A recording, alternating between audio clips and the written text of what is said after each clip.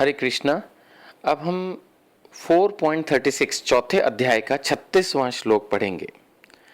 अपि चेत असि पापेभ्य सर्वेभ्य पाप कृतं तम सर्वं ज्ञान पल्वेन एव व्रजिनं संतरिष्यसि। अर्थात यदि तुम्हें समस्त पापियों में भी सर्वाधिक पापी समझा जाए तो भी तुम दिव्य ज्ञान रूपी नाव में स्थित होकर दुख सागर को पार करने में समर्थ होगे। श्रील प्रभुपाद इस श्लोक के तात्पर्य में इस श्लोक को समझाते हुए बता रहे हैं कि कोई कितना भी एक्सपर्ट क्यों ना हो, suppose someone is expert in swimming तो अब वो एक कुशल तैराक है, उसको बहुत अच्छी तैरना आता है, लेकिन अगर उसको भी सागर में डाल दिया जाए तो शायद वो पार होना उसके लिए भी ऑलमोस्ट असंभव है। तो इसी तरह से अगर प्रभुपाद जी समझा रहे हैं, लेकिन अगर कोई उसको सागर में से निकाल ले, suppose there is a ship, और वो रस्सी डाल के या किसी और प्रोसेस से उसको सागर में से निकाल दे तो उसमें पार होना बहुत आसान है।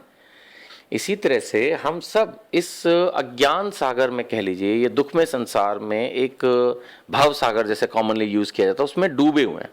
हम कितने भी एक्सपर्ट क्यों ना हो, हमें इसको पार करना ऑलमोस्ट इम्पॉसिबल है।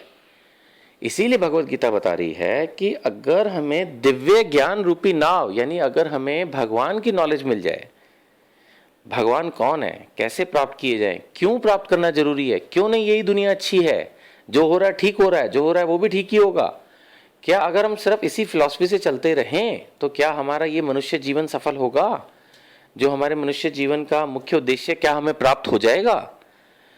तो इन श्लोकों से, इस पर्टिकुलर श्लोक से हमें ये नॉलेज मिल रही है कि अगर हम ज्ञान रूपी नाव हमें मिल जाए, यानी कि भक्ति की शुरुआत हमारी हो जाए, भक्ति सिस्टमैटिक कैसे करनी है वो हमें पता चल जाए, तो हम इस सागर को, इस भव सागर को, इस दुनिया में जिसमें दुख हैं, पाप हैं, कष्ट हैं, इसको हम पार कर सकते हैं। दूसरा, इस श्लोक से हमें यह भी पता चलता है कि अगर किसी ने पाप किए भी हुए हैं तो जब भगवत गीता वो पढ़ता है, भागवतम पढ़ता है, भक्तों का संग करता है, गुरु की शरण में जाता है, भक्ति करने लगता है, तो उसने जितने भी पाप किए हैं वो सब जल जाते हैं। कितने भी पाप किसी व्यक्ति ने किए हों, उसका जो भी फल हो, याद रखिएगा ये बात कि पाप को पुण्य से नहीं भस्म किया जा सकता। अगर एक आदमी ने 10 कर्म खराब किए हैं और 2 अच्छे किए हैं तो ऐसा नहीं कि उसको सिर्फ 8 बुरे कर्मों का फल मिलेगा, उसको 10 के 10 बुरे कर्मों का फल तो झेलना ही पड़ेगा। हाँ, 2 का सुख भी उठाएगा वो, ये रूल है।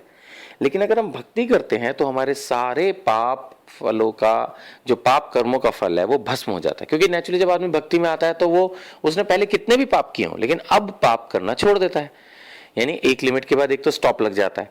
और जो उसने पिछले पाप किए होते हैं उनको भी, जो भगवत गीता से रिलेटेड, भक्ति से रिलेटेड हमारी नॉलेज है, ज्ञान है, जब हमें वो प्राप्त होता है, गुरु की शरण प्राप्त होती है, तो फिर वो सारा पिछला धीरे धीरे करके जल जाता है और एक आदमी प्योर सोल बन जाती है।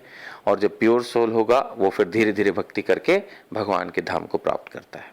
हरे कृष्णा।